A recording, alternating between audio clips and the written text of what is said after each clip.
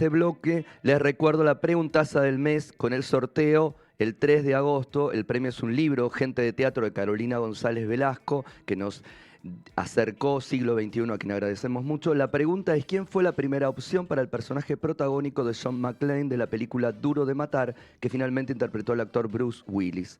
Son tres las opciones. La primera es Sylvester Stallone, la segunda es Arnold Schwarzenegger, la tercera es Steven Seagal. Recuerden participar, esta es una pregunta que dura todo el mes, hasta el 3 de agosto tienen la posibilidad para ganarse este libro, Gente de Teatro. Y ya vamos a empezar con nuestra entrevista siguiente de este sábado, que tiene que ver con una ficción, una película que se llama Quizás es cierto lo que dicen de nosotras, una película coproducción con Chile y Argentina, y tenemos a sus dos directores ahí conectados, los estoy viendo, a Sofía Paloma Gómez y a Camilo Becerra. ¿Cómo están? Buenas tardes, Javier Lucia, acá desde el piso de Cinefilia. ¿Cómo están, chicos? Muy bien, gracias por la invitación. Hola, ¿qué tal? Vamos a hablar de esta película. Antes contarles un poquitito por ahí para los que no la vieron. Es un estreno ya de la semana pasada, pero está en su segunda semana, por suerte. La posibilidad de verlas está intacta. Esta película que recrea un caso real, pero ficcionalizándolo y obviamente tratando de pensar desde otro lugar, no desde cómo se vio el caso, una secta y las implicancias de eso, más juicios, más demás. Es que algo la película toma, pero se centra en otra cosa, se centra en ese vínculo de una madre y una hija y lo que sucedió para llegar a donde se llegó. No spoileo mucho, más o menos cuento por ahí, si les parece, para empezar a hablar de quizás es cierto lo que dicen de nosotras. ¿Por qué tomar este caso? ¿Qué los motivó para llevarlo a la ficción y contar y hacer una película al respecto? Bueno, desde hace tiempo teníamos ganas de hacer una película sobre sectas, porque nos pasó y nos dimos cuenta que estábamos rodeados de sectas, que estaban mucho más cerca de lo que nosotros pensábamos. Ajá. No solo sectas místicas, sino que también religiosas, o sea, políticas, económicas, en fin, un sinfín de sectas. Entonces, en algún momento decidimos cruzarlo con este caso que fue muy impactante, que fue el crimen dentro de una secta de un recién nacido. El Ujú. líder de la secta, que era el padre de ese bebé, más una de las miembros de la secta, sacrificaron a su propio bebé. Entonces fue un caso muy, muy polémico, muy mediático en Chile, y decidimos agarrarnos de este caso porque además la secta tenía cosas bien particulares. La clase social de los miembros de la secta eran de clase alta, entonces se generaban muchas preguntas alrededor de por qué sería algo así. Entonces por esa razón decidimos agarrarnos de este caso, pero como tú bien dices, lo que hicimos fue eh, tomarlo desde una perspectiva desde la intimidad, desde que Ujú. nos preguntábamos qué pasa dentro de esa familia, de esta chica que asesina a su propio bebé y que vuelve a su casa, y cómo impacta este caso dentro de esta relación madre-hija. Es como vos decís, Sofía, esta idea de además, a partir de algo, empezar a diseccionar y a pensar, reflexionar de alguna manera sobre la sociedad de hoy, en este caso la chilena. Obviamente esto puede ser universalizado, porque bueno, nada, sucede ahí y ustedes son de ahí, pero el tema claramente repercute, como vos decís, en toda la sociedad. Es algo que está pasando con esta idea de entregarse a un líder sin reflexión alguna, y después las cosas, porque uno sigue siendo parte de una sociedad que obviamente te marca determinadas cosas y entonces tenés que responder ante eso. Pero me asombra esto que decís, nos vimos rodeados de repente de un montón de sectas en todo caso y vimos cuán peligroso se está volviendo todo. Sí, bueno, estoy muy de acuerdo con lo que planteó Sofía en el sentido de que parece haber un malestar. Estoy pensando en Chile, pero como tú bien dijiste, me parece que podría ser extrapolable a otras sociedades también, y ciertamente a América Latina, que, bueno, Ujú. en general todos los países más o menos tienen una historia común y rasgos comunes.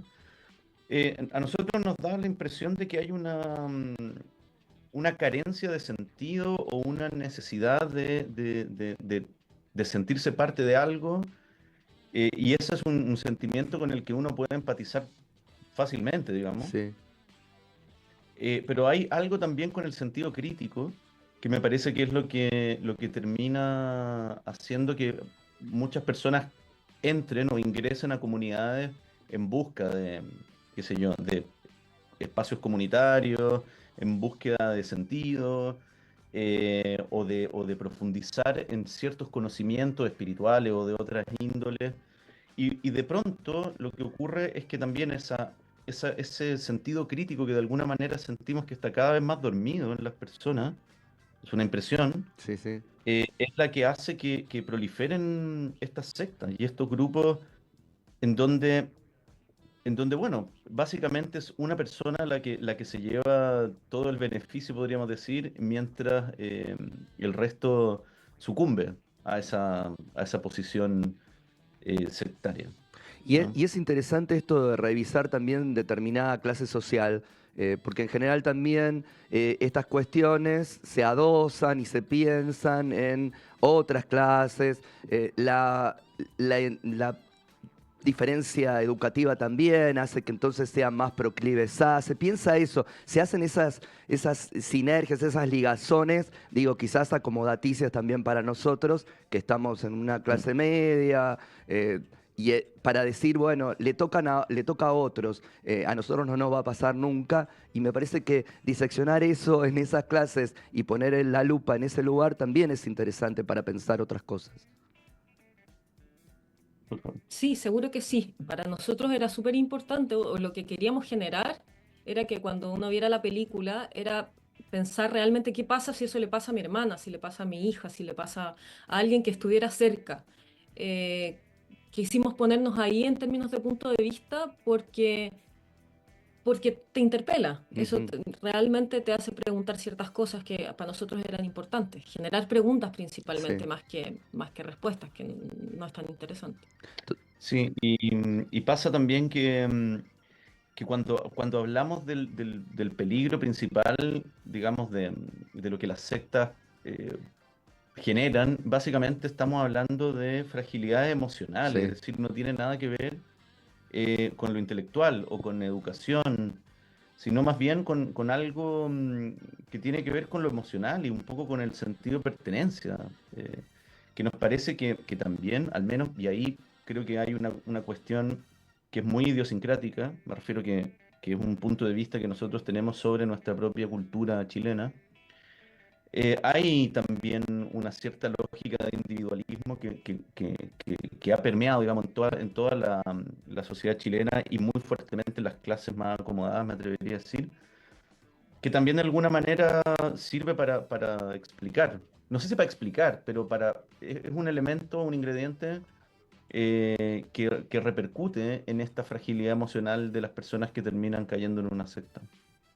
Y hay algo también que ustedes deciden, digo, evitar el melodrama, ¿no? Claramente. Digo, pensar en un drama, pensar en el policial, pensar en otros géneros para que en todo caso uno pueda sentirse convocado, pero, pero también pueda permitirse las preguntas, la reflexión, digo. Y eso son muy cuidadosos en no extralimitarse, en no pasarse al otro borde. Digo, el melodrama es maravilloso, sirve para un montón de cuestiones. Ustedes acá, creo, esta es mi percepción, eligen correrse, dejarlo de lado. Nosotros, claro, tomamos la decisión de trabajar una estructura narrativa que nos permitiera ir pensando en los personajes, acercándonos y alejándonos de los personajes. Es decir, a ratos sentirlos víctimas, a ratos sentirlos victimarios, porque nos parece que ahí está la complejidad de lo humano. Claro. Entonces, como nuestro foco estaba ahí, tratamos de trabajar de alguna forma con una cierta delicadeza para poder realmente transitar por las percepciones que nos interesaba generar. Y hay otra decisión que toman que tiene que ver con la puesta en escena, ¿no? Mucho vidrios, espejos, reflejos, tomar a las figuras de detrás de algunos lugares. Digo, eso también tiene que ver con la cercanía, también tiene que ver con una mirada en la que uno a veces pueda ver las cosas claras y a veces difuminadas por los espejos y los vidrios. Digo, también hay todo un trabajo en pensar esa puesta en escena, ¿verdad? ¿Cómo fue todo eso? Bueno, efectivamente nosotros teníamos varias inspiraciones en la cabeza.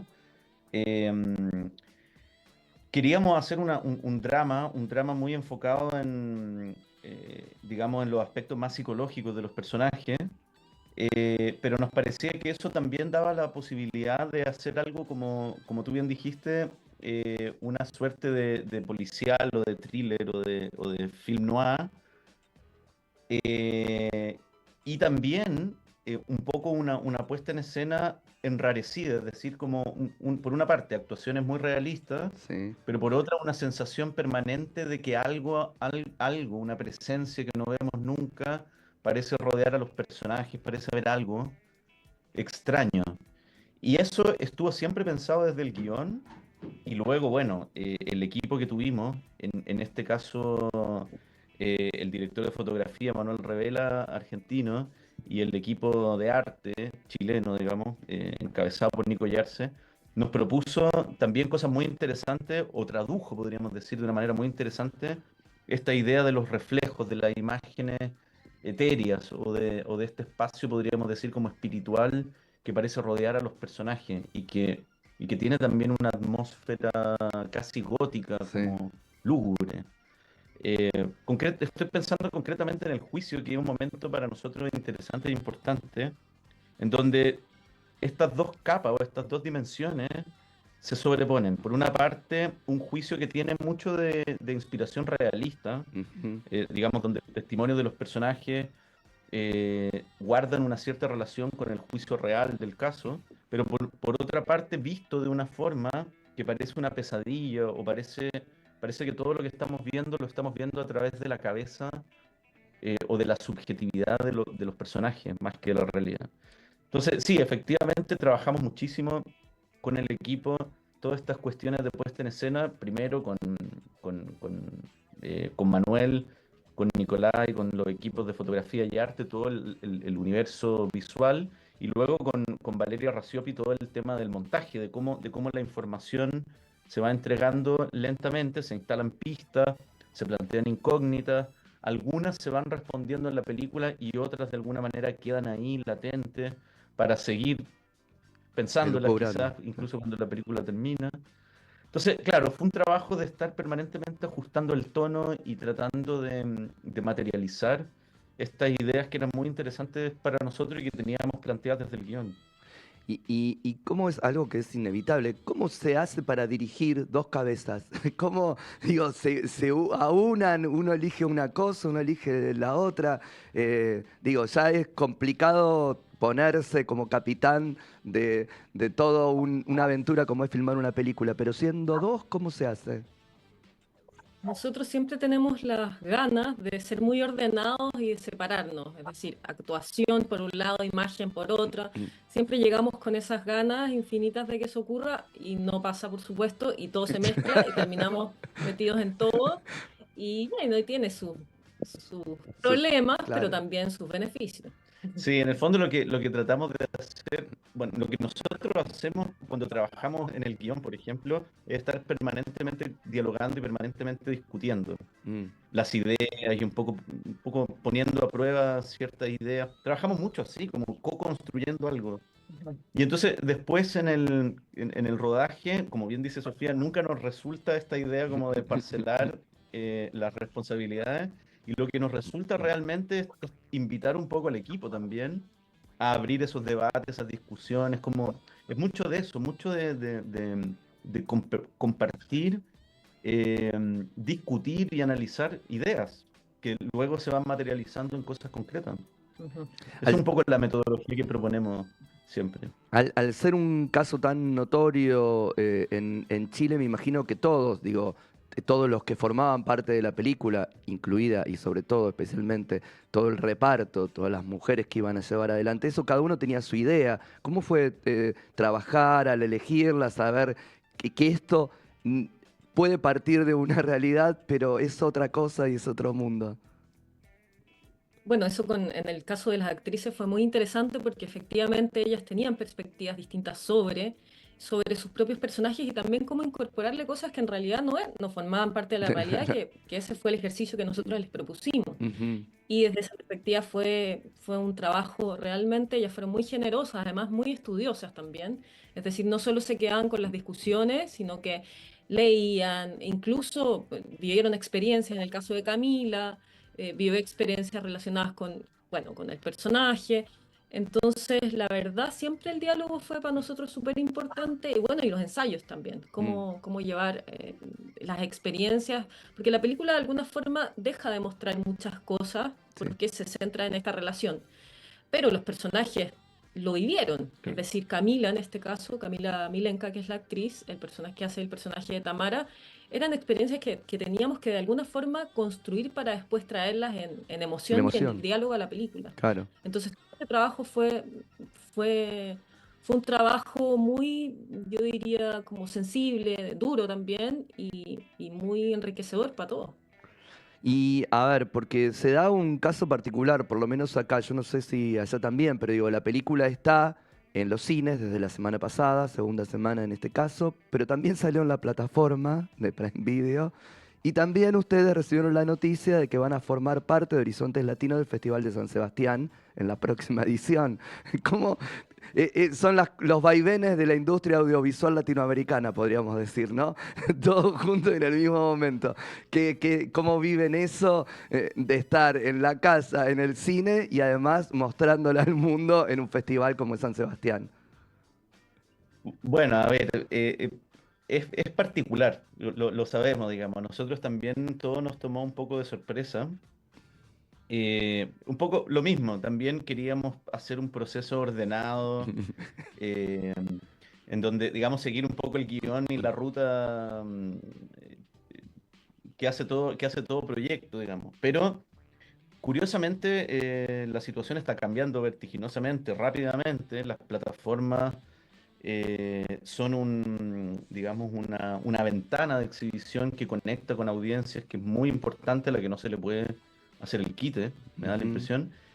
Y bueno, se dio de esa manera. Y nosotros tuvimos que decidir si queríamos un poco vivir este viaje vertiginoso, muy vertiginoso y extraño, o no. Y la verdad es que estamos muy tranquilos y muy contentos porque nos parece que mientras más posibilidades de que la película se vea, mejor. Es decir, y lo de San Sebastián fue una noticia increíble.